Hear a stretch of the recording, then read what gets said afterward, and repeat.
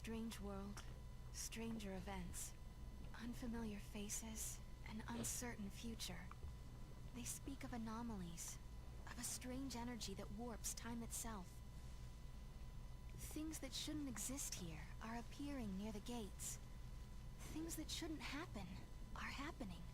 They call this phenomenon the paradox effect. And if you think about it, that term could apply to our existence in this age as well. Lightning, how will I find you when I don't even know when or where I'll end up next? Rain. Oh. Yeah, it's raining. I'll supply you both with comm devices. Right this way, please. Thank you for your help. I was just wondering, have we met before? Oh, no. Sorry about all that observer nonsense back there. Lucky for us, that soldier was so quick to believe me. Yeah, GG, Alyssa. GG. A girl named Alyssa lied to a soldier to set us free. We need some answers. Let's see. Ask her what her story is. So what's your story? I'm Alyssa Seidel, an academy trainee. And this is where I'm going to make my big discovery. That's not what I meant. What do you want with us? I'm not sure I want to tell you yet. You'll just have to trust me. Okay, that's cool. Right this way, please. So, let's follow Alyssa, see where she's going to take us. Do a little bit of jumps on the way. Play a little bit of hopscotch in the rain. Seems cool. Oh yeah. Put the moves on them. Can you feel that, Kupo? You'll need an ID to travel any further into the ruins. Here, take... Alright, so we got the Academy Communicator, a map of the Brescia Ruins. So I'm curious. Yeah? Just why are you helping us anyway? I saw you two. I saw how you got here through that thing. What? You mean through the gate? Yes, it is a kind of gate. It links to another world, doesn't it? Nice to finally have some clue what these things are for. So basically, helping us out was almost like part of your research. But you still have questions. I do have questions, yes. About the gate and about the paradox. Yeah. But with Atlas throwing his weight around, the ruins will be closed off and there goes the chance to get your answers. No, Kopopo. No problem. We'll take care of that giant for you. You will? Great! Yeah, we'll take care of him. Don't worry, we got this. Dude doesn't want none. Alright, so it seems we can, we got the gate tutorial. Seems as still we have the tutorial on the change leaders, which, like I said, I could use Null anytime I want to. I just don't want to because I'd rather sit here and watch a girl run around than a guy. It just seems better that way. I'm researching Atlas's powers. I'm actually going to go around grab a couple of treasure chests in the meantime. Lovely. Just because I know that there's a few. Have you seen that big old giant? Where And did I it know come that you can from? kind of hear them when you get Someone close. sure wasted their time and hard-earned money making something that big. I don't like seeing materials go to waste like that, but hey, what can I do? I can open up my Got a shop. point. Got a That's point. what I can do. Alright, so of course we see more items than we did in the actually want to buy these. Just because I might actually, oh no, I don't want to buy two of them. I might actually upgrade, you know, all the weapons at some point. That way I can kind of choose between all of them. So like I said, you know, it seems as though we have more items than we did back in the Coliseum Chocolate shop. Which, a lot of them are really useless, to be honest. The best ones right now are probably the, from the Iron Bangle to the Rune Bracelet, just because the Black Belt lets you resist physical damage, Rune Bracelets let you resist magical damage, and the Iron Bangle gives you more health. These are pretty much useless just because I don't think you really have to worry about these status effects just yet. They don't really take part until later parts of the game, which is not all a bad thing. Yeah, it's something to look forward to in the future. You know I'm counting on you. Everyone is. So Stop the investigation. I thought I heard a treasure chest, which is weird because this is probably the 13 and 13 Part 2 game are probably the only Final Fantasy games in which you can hear treasure chests, because they actually make a noise when they go up and down, as weird as that sounds. But speaking of Final Fantasy games, look forward to me doing a playthrough on 2 Final Fantasy games that will be coming out later on.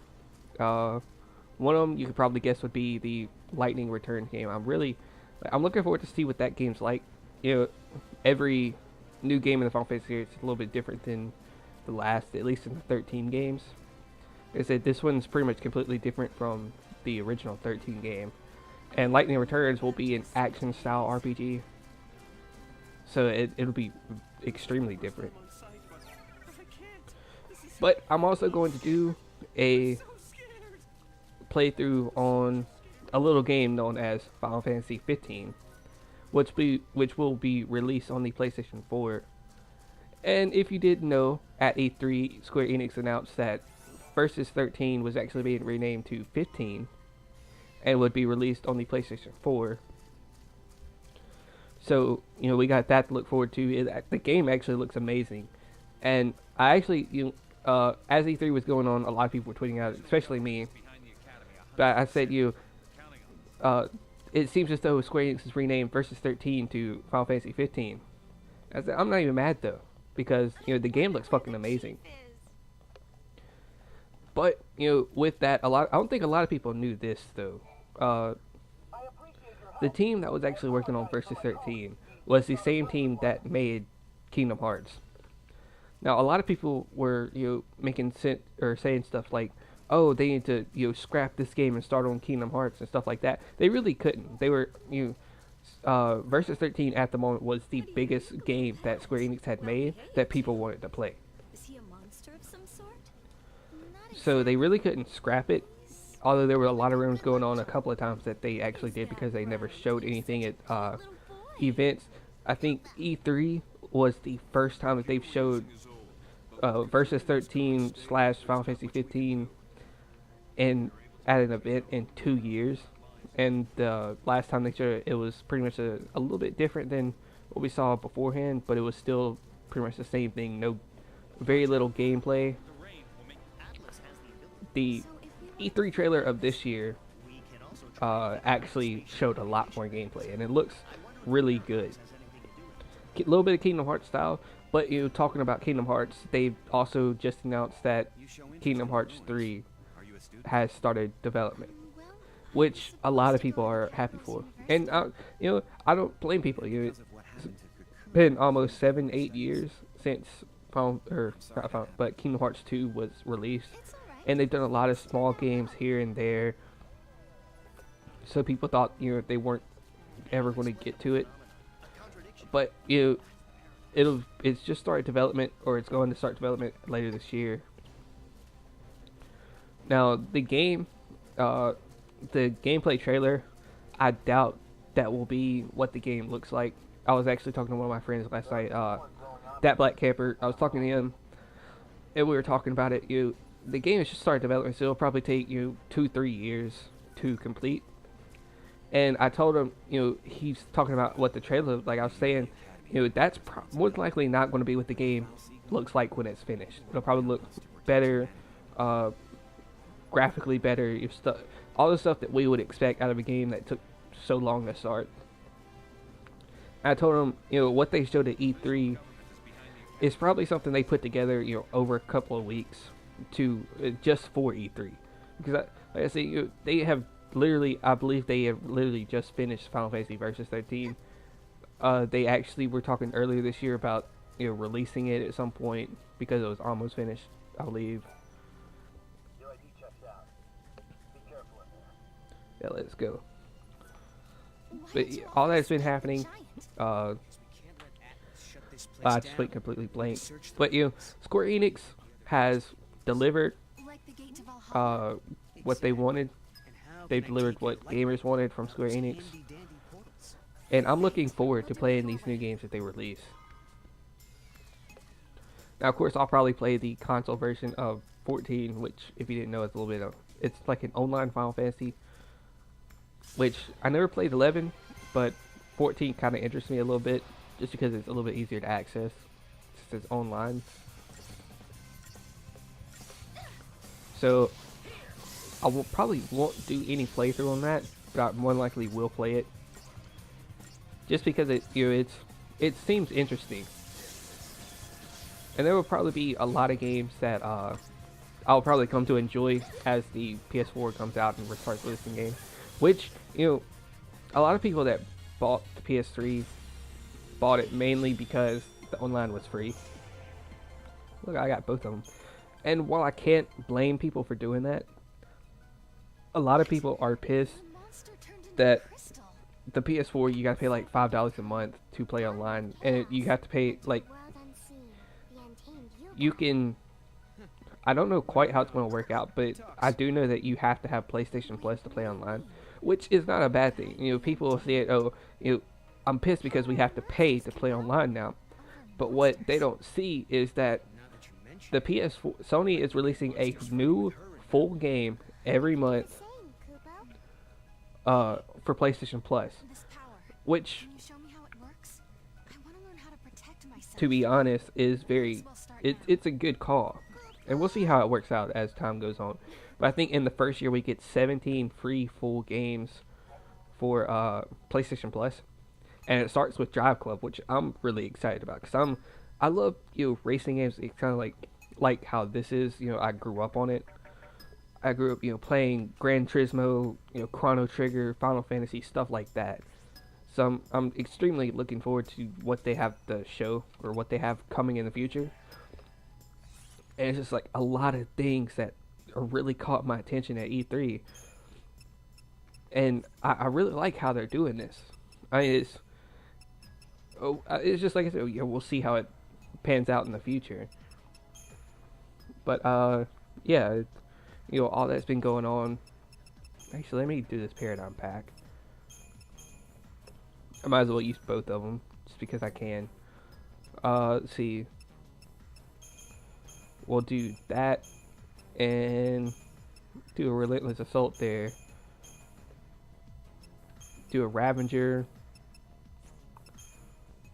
Actually, we'll do this. Do Hurricane. That way we have a little bit of that happening. We'll use that, and then we will use Tridisaster, because Tridisaster is a great attack to build. Whatchamacallit? Yeah, go with that. It's a great way to build Chain Cage. That's what I was trying to say. So, alright, back to... Well, actually, let me go into the Crystarium and do this. Now, as you know, in my first playthrough, I actually fucked up and went too far with one node for each character. I actually fixed that when I started the new game. So, you know, I don't have to worry about that anymore. I am going to be more careful, though. So, you know, I don't want to fuck it up too much. I've actually got a few more fragments. I don't know. Did I get all these fragments when I played the first time? Or was it later? I don't know. Oh well. I can really care less at the moment. Let's see. I'm going to keep moving on in this game. Alright. Oh shit. Well, there's Atlas again. In another paradox. What just happened? looks like we're getting overlap from another reality. Atlas has disappeared into another world or another time, I guess. Yeah, it seems about right. But you know, like I was saying, you know, I'm looking forward to what Square-Enix brings to the table over the next couple of years. Just because I'm a game-wise, Square-Enix has probably been one of my favorite companies over the years, just because I really enjoy their games, regardless of what people say about them. I mean, they're just, I fully enjoy games like this. You know, something that's story-driven, not so much gameplay-driven. And I actually read an article the other day that it said something about how this generation games or game companies are solely driven by the first-person shooter. It was talking about how games have no creativity these days. And we're actually going to see if I can do this. Level these guys up a little bit. Actually, we're going to level up Kate Sith. I can never get his name right. They're actually going to level up him just because he's a medic. I'll probably use him a little bit more than the other guy, at least in the boss battles. But back to what I was saying, you know, Square on the article, it was saying that a lot of game companies do not have creativity these days, just because games like Call of Duty have done so well in the market. They feel as though they need to completely make a game kind of like that, so they can kind of get in on what it was. I think in the article it said something like, it stated the first person shooter pie, which would be, you know, kind of like an analogy of they want to get in some of the money that other people get with first person shooters,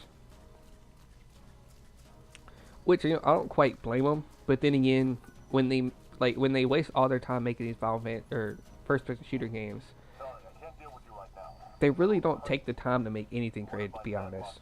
I mean, how many games have we seen that have tried to be like Call of Duty? Now, of course, you know, Battlefield is out of the option because Battlefield is a little. To be honest, Battlefield is completely different. It's like Call of Duty on steroids a little bit, or at least that's how I would say it.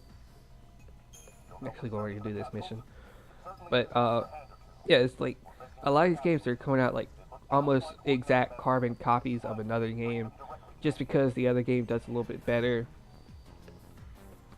I'm thinking, like, how much money could these guys make if they actually spent, you know, a year and a half and all their money on a game that people would extremely enjoy? And it's not to say that they're carbon copy of a game, or if they make a game that's like another one, it's not going to be good. But, you know, like I said, if they would have wasted their time making a game that people enjoyed instead of making one that was like another one, we wouldn't have a problem like that. I mean, it's just like what Final Fantasy does. Final Fantasy has made games that have been somewhat out of the ordinary, games that are not really, you know, like other ones. So it's kind of like mainly why I enjoy it, because I don't really get an experience quite like any other when I play a Final Fantasy game, regardless of, like I said, you know, how good people think it is. Yeah, if the game is bad, I'm still going to enjoy it anyway. I mean, to be honest, a game has to be extremely bad for me not to enjoy it at all. I actually got another monster right there. Oh, really? Is that Tremog? What is he? Oh. That's right. I forgot, there's a lot of treasure chests that are hidden now. So I'll have to go back to, what is it? Very first place. Like, the names in this game just like completely evade me right now. Mainly because I'm not focused on them at the moment.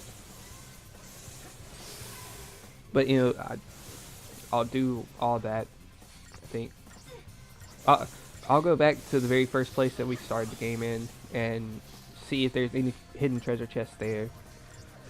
I might do the what is it? The lightning DLC, the one where, you know, you get the goddess mode or Etro mode, whatever it is, lightning form. I don't know if I'll ever use it, just because it's a little bit. A lot of people would name it cheat, just because it's extremely powerful. Actually, I got turned around. Wow. But I might do that off camera, just because it may take me a couple of tries if I do it on camera. And I've tried it like a couple of times. I'm very bad at like that type of fight, to be honest. Well, actually, to be honest, I'm pretty bad at the whole paradigm system type fight. I can never. I can never quite grasp the how to use it just right.